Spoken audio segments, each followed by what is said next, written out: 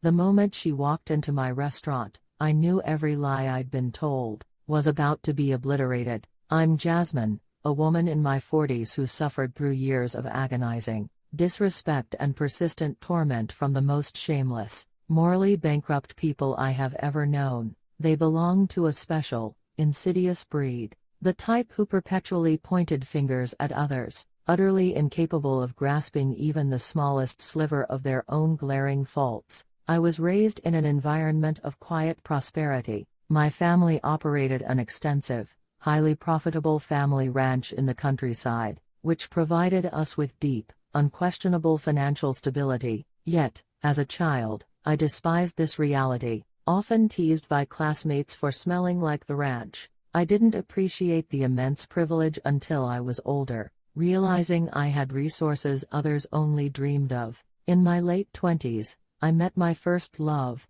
David. He was genuinely kind, deeply selfless, and possessed a quiet strength of character. He came from a starkly different world, raised by a hardworking, widowed mother in poverty. Many friends warned me that our vastly different socioeconomic backgrounds were an insurmountable obstacle, prophesying doom for the relationship. But to me, his inherent decency, his attentive listening during my stressful days, and the pure goodness in his heart were the only conditions that mattered. After 4 profoundly happy years, feeling absolutely certain that I wanted to spend the rest of my life with him, I took the unconventional step and proposed to David myself. It was immediately after this moment that the first true test of our relationship arrived. David's mother, Mrs. Lee, launched an immediate and fierce opposition to our marriage. She refused to even meet me initially, convinced I was a frivolous city girl,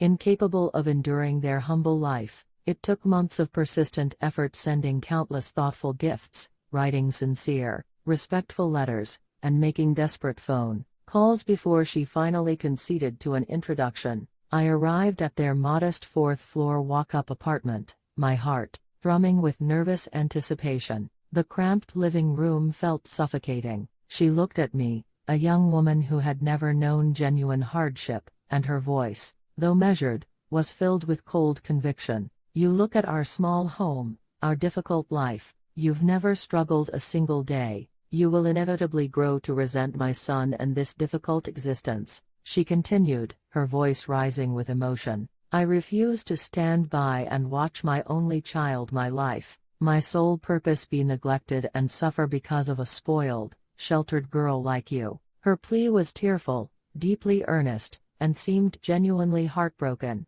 at the prospect of losing her son to a life she felt I couldn't handle. Ultimately, I realized I faced an impossible ethical dilemma. I couldn't, in good conscience, tear such a loving mother and son apart. The cost to David would be too high. Heartbroken, I ended the relationship. Determined to move forward, I relocated to a different city, and dedicated myself to work. A few years later, in my early 30s, I met Eric, a seemingly reliable and stable civil engineer working for the local city government. After a swift year and a half of dating, we married. We were blessed with a son, and then a daughter a year later. The enormous demands of raising 2 young children forced me to resign from my corporate job. This decision, while necessary for my family, marked the beginning of my decade-long torment. My mother-in-law, Mrs. Lee, suddenly established herself as a permanent, suffocating fixture in my life.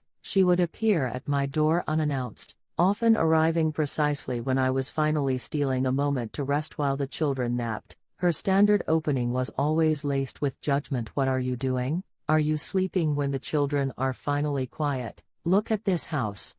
It's a shocking mess. Get up immediately and clean.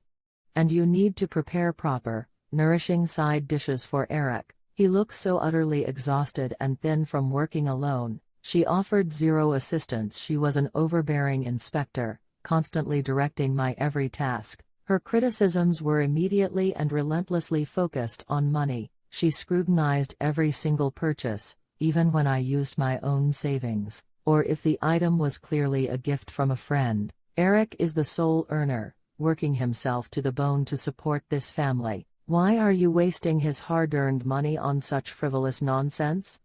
You don't contribute financially. Your only duty is to save every single penny. This relentless, hostile scrutiny was profoundly demoralizing. During family gatherings, Eric's older sister, Clara, who lived comfortably at home and remained unmarried, would join the fray with passive-aggressive, pointed remarks. "Jasmine, is that ratty old thing really what you wear to visit your in-laws? I know you're cooking, but you still need to maintain respect and dignity. You look absolutely dreadful, honestly, you've completely let yourself go. You look like you've aged into your 50s. Their constant, petty, cruel criticisms chipped away at my self-esteem and happiness." Eric, to his credit, initially tried to mediate, offering weak excuses for his mother's behavior. "Just bear with it, honey. Mom is just deeply stressed because Dad isn't present, and Clara still hasn't married. It's just displaced anger and anxiety. I promise I'll talk to her again." But the emotional toll and cumulative stress were immense and isolating. I felt completely trapped and alone in a fortress of familial contempt. 10 years into our marriage, when I was in my early 40s, Eric's transformation became complete and sinister. The dedicated man who once rushed home to his family began prioritizing late nights out. His excuses evolved from new gym routines to mandatory work gatherings, but he consistently returned well after midnight, stumbling in drunk and carelessly waking the children. This new pattern rapidly escalated our infrequent disagreements into full-blown, bitter fights. Then came the breaking point the night I found him, passed out by the front door, barely able to stand. As I tried to drag him to bed, he mumbled a name that confirmed my deepest fears. "There, pretty girl, tonight's on me, Yu Jong. Don't worry, I'll take care of you, I'll provide for you." The chilling realization was immediate and irreversible. I unlocked his phone, and it was a true Pandora's box of deceit. It was packed with highly explicit, flirtatious messages from a bar hostess named Yu Jong, coupled with a long, consistent history of late-night phone calls. The digital trail provided irrefutable proof that they were deeply involved in a full-blown affair, often using his supposed business trips as cover. I didn't sleep a wink that night, consumed by incandescent rage. The next morning, I confronted Eric with the photographic evidence. He was irritable, hungover, and shockingly, shamelessly defensive. "Yes, I met someone else. So what of it? It's completely your fault. You drove me out with your constant, shrill nagging. You let yourself go after the children and you're never sweet or affectionate anymore. Go outside. See how gentle, kind, and attractive other women are. You want a divorce? Fine. I'm absolutely not losing anything. I can find a slim, young, vibrant woman easily. You're middle-aged with 2 children. Do whatever you want." The repulsive, breathtaking audacity was staggering. The cheating spouse was loudly claiming victimhood. That very evening, he showed up early and delivered his ultimatum. "You need to pack your bags and move out immediately. I need to set up a new life and a new home with my new woman. You won't get a penny of my assets. I'm a civil engineer, and I'll pay a pathetic, minimal amount of child support. You take the kids, just be gone by the end of the week." This monster was not only a cheat, but a despicable coward who wanted to abandon his own family. I knew I couldn't battle this monstrous, entrenched family alone. I immediately filed for divorce, demanded full custody, sought a fair property division, and initiated a substantial lawsuit against his mistress. When Mrs. Lee called me, her tone was dripping with smug, cruel condescension. "So you're actually filing for divorce? You should have been smart and begged my son to stay. Do you really think anyone will want a woman in her 40s with 2 children, especially one who doesn't work? My son is handsome and has a stable government career. You will live to regret this decision, mark my words." I ended the call abruptly, telling her our relationship was permanently over, but I wasn't merely seeking divorce, I was fighting for devastating justice. I meticulously gathered every piece of evidence of his infidelity, including the business trip receipts, messages, and timestamps that proved he had actively misused his professional work time for his affair. I filed a formal, severe complaint to his workplace regarding his ethical misconduct, his failure to maintain professional integrity, and his misuse of public time. He had arrogantly believed himself completely untouchable. Eventually, the court granted the divorce. I won a fair property division, secured full custody, and received a significant settlement from both Eric and his mistress. As Eric delivered his final sneer outside the courtroom, he declared, "This miserable marriage is finally over. Good luck surviving. I'll check on the kids occasionally, so don't think you can skip town. If you ever plan to remarry, you need to manage your appearance better. Nobody wants a woman with 2 kids." His final words were full of contempt and misogyny, but by then, they were powerless against me. The emotional fallout was exhausting, leaving me drained and scarred. Yet, in the midst of this devastation, I found an unexpected harbor of support. David, my first love. Fate intervened when I literally bumped into him on a crowded subway platform. "Jasmine? It's David. I absolutely can't believe it's you. It's been 14 years. We reconnected immediately, talking for hours. He revealed he had been divorced for 5 years and was living alone. When I recounted my painful ordeal, he offered his immediate, unwavering support. David became my absolute rock during the final months of the divorce. He never pressured me romantically, simply offering to be a supportive friend, explaining that he understood the deep sense of betrayal and emptiness. After a failed marriage, his consistent, gentle presence was the balm I desperately needed. Later, he confessed a deeply personal truth: his mother had passed away, and shortly before she died, she had expressed profound regret over how she had treated me years ago, wishing we could have met again. David confessed he had always regretted succumbing to his mother's pressure and letting me go. We began dating again, and I felt a renewed, genuine hope for the future. Working a traditional job while raising 2 young children proved too difficult, so 2 years after my divorce, I decided to open a small Malatong franchise restaurant. With crucial, initial financial support from my loving parents, with the restaurant ready and my relationship with David stronger than ever, he was attentive, kind, and excellent with my children. I felt ready to start a new chapter. I was preparing to marry him. On the day of the grand opening, the most unwelcome guests arrived. My son, during a routine visitation, had innocently mentioned the restaurant opening to his grandmother, Mrs. Lee. Clara, and Eric's younger sister, Mia, stormed through the door the moment I unlocked it. "You opened this place with the money you stole from my son, didn't you? Where is the rest of the money?" Mrs. Lee screamed, shoving me aggressively. Clara piled on the venomous accusations. "You filed that malicious complaint and got my brother fired from his prestigious government job. You ruined his entire life, and now you think you can profit and live happily. We will never, ever allow it. Give us the money immediately." I was rattled by their sheer aggression, but I stood my ground. "Your son was ultimately fired because he was an adulterer who then got drunk and caused a public disturbance with his mistress. His ruin was entirely his own doing. Don't you dare blame me for his disgrace. Get out of my store right now."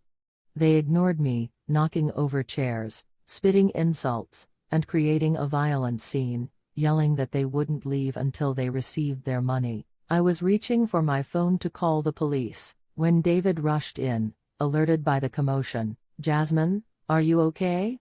What on earth is happening?" Mrs. Lee and Clara immediately shifted their focus to David, their lips curling into wicked sneers. "Oh, look at the hussy. She already snagged a new man. This must be the sugar daddy the children mentioned during their visits. Are you two sleeping together? Were you meeting him while you were still married to our Eric? This is the real reason she divorced him." They were shamelessly trying to frame me as the cheater. David calmly stepped between them and me, his posture instantly shifting from concerned fiancé to authoritative professional. "I've heard a great deal about you all and your recent activities. You must be Jasmine's ex-in-laws." Clara snapped, utterly losing her temper. "Stay out of this, you insignificant outsider. This is a private family matter." "We are talking to her," David reached into his jacket pocket and slowly, deliberately pulled out a crisp business card. I apologize. I haven't properly introduced myself. I am Kim Jong-mi's attorney and representative. He presented his card to Mrs. Lee. She, Clara, and Mia froze instantly, their aggressive faces drained of all color, turning a horrifying, sickly ghost white. David, my kind, compassionate first love, was not just successful. He was a highly respected lawyer at a major firm, a true self-made success, who had worked his way through poverty to professional eminence. The three in-laws, so characteristically strong against the weak, were now visibly trembling before David's quiet, devastating authority. David looked them squarely in the eye. Now, shall we discuss this rationally? I have clear CCTV footage of your group actively obstructing business operations. I also personally handled Jasmine's divorce, and I assure you, the property division was entirely legal and fair. You are currently engaging in criminal extortion and harassment. I am formally filing criminal charges for obstruction of business and threat. Based on the evidence collected today, the complaint is going out to the prosecutor's office immediately. Mrs. Lee and Clara instantly began bowing profusely, their voices cracking in raw panic. And no, please. We sincerely apologize. We misunderstood everything. We'll leave.